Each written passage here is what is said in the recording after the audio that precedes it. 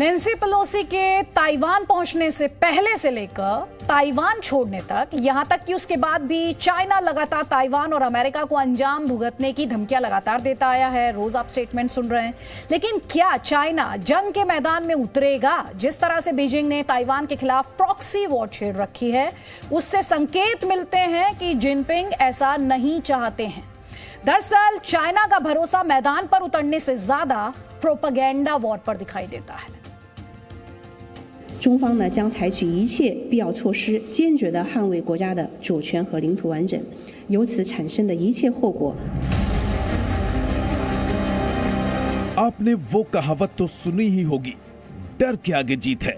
इस कहावत को चीन ने अपने तरीके से न सिर्फ परिभाषित किया, बल्कि अमल में भी लाया है। चीन अपने दुश्मनों के खिलाफ प्रॉक्सी वॉर छेड़ता है और इसके जरिए इतना दबाव डालने की कोशिश करता है कि वो सरेंडर कर दे। ताइवान पर भी चीन यही रणनीति अपना रहा है। ये प्रोपेगेंडा वीडियो चीन के सरकारी अखबार ग्लोबल टाइम्स ने अपने ट्विटर हैंडल पर जारी किया है। वीडियो में चीनी सैनिक अपनी धरती की रक्षा के लिए गीत गा रहे हैं।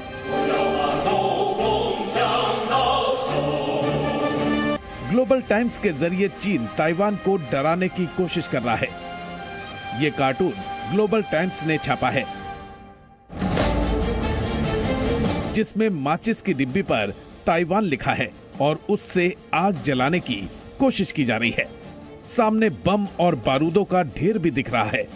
कार्टून के जरिए ताइवान को ये संदेश देने की कोशिश हो रही है कि वो चीन के सामने माचिस की डिब्बी की तरह है और उसे एक तीली से जलाकर खाक किया जा सकता है। ग्लोबल टाइम्स कार्टून के जरिए लगातार अमेरिका पर भी निशाना साध रहा है। इस कार्टून के जरिए ये संदेश देने की कोशिश की गई है कि नैन्सी पेलोसी की यात्रा से अमेरिका चीन संबंधों को भारी नुकसान पहुंचा है।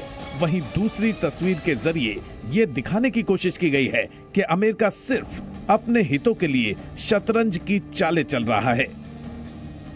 अब जरा इस कार्टून को देखिए, जिसमें ताइवान को एक छोटे से कागज के टुकड़े के बराबर दिखाया गया है और जिसे हाथों में अमेरिकी झंडा पहने दिखाया गया है। वहीं दूसरी तरफ एक पांडा गुस्से में बैठा है। मतलब ये कि ताइवान और अमेरिका की दोस्ती से चीन गुस्से में है।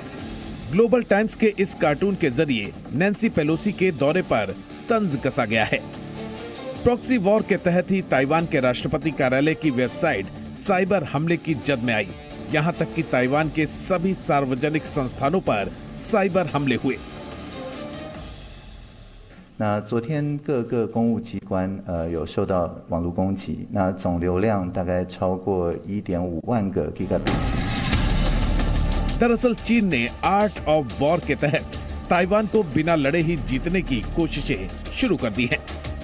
दरअसल आर्ट ऑफ वॉर चीनी सैन्य रणनीतिकार और विचारक कहे जाने वाले सुन त्सू का एक सिद्धांत है। 500 ईसा पूर्व उन्होंने इसी नाम से एक किताब लिखी थी, जिसमें वो कहते हैं कि हमें दुश्मन से निपटने के लिए इतनी तैयारी करनी चाहिए कि युद्ध ही न करना पड़े। इसका मतलब ये हुआ कि विरोधी पर इतना दबाव डाला जाए कि वो सरेंडर कर दे। चीन इसी नीति के तहत ताइवान पर दबाव बना रहा है।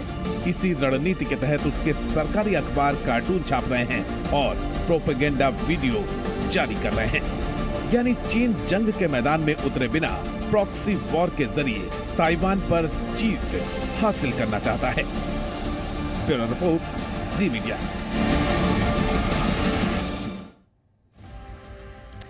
और चाइना को प्रोपेगेंडा वॉर के लिए जाना जाता है। आपको याद होगा एलएसी पर जब भारत के खिलाफ भी टेंशन्स लगातार बने हुए थे, तो वो प्रोपेगेंडा वॉर ही चला रहा था। 全世界105预备，报！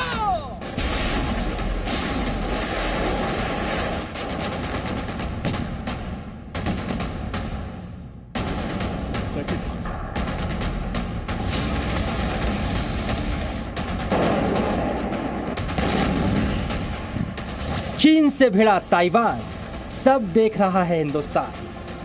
नैन्सी पेलोसी के दौरे के बाद अब चीन ने ताइवान को घेर कर घातक हथियारों से मिलिट्री एक्सरसाइज शुरू कर दी है। भारत इस मुद्दे पर अब तक खामोश है, लेकिन पूरे घटनाक्रम पर भारत की पैनी नजर बनी हुई है। वहीं ताइवान ने चीन से भिड़ने की पूरी तैयारी कर ली है। 对于当前的情势，我国的政府，我们除了会积极的来强化自我的防卫的能力，我们同时也会跟美国等理念相近的国家。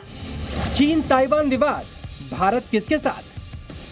अमेरिका के प्रतिनिधि सभा की स्पीकर नैन्सी पेलोसी की ताइवान यात्रा के बाद अब भारत में भी ताइवान के दौरे पर भारतीय सांसदों को भेजने की मांग हो रही है। क्या भारत भी अमेरिका की राह पर चलेगा? ये इस बात के ऊपर सोच विचार करना चाहिए कि एक भारतीय संसदीय प्रतिनिधिमंडल क्या उसको भी ताइवान जाना चाहिए? सवाल आता है तो सबसे अग्रसर पंक्ति में आपको कांग्रेस खड़ी दिखाई देती है। गलवान का बदला चुकाएगा भारत? गलवान के बाद ताइवान की जनता खुलकर भारत के साथ खड़ी थी। ताइवान के नेताओं ने भी चीन के विरोध और भारत के पक्ष में बयान दिए थे। अब भारत का रुख क्या होगा? ताइवान पर भारत का रुख गेम चेंजर। चीन ने भारत से वन चाइना पॉलिसी का सम्मान करने की बात कही। क्या चीन को इस बात का डर है कि एशिया में भारत जिसके साथ है, बाजी उसी के हाथ है? इस बीच आसियान समिट में भारत और अमेरिका के विदेश मंत्रियों की मुलाकात भी हुई।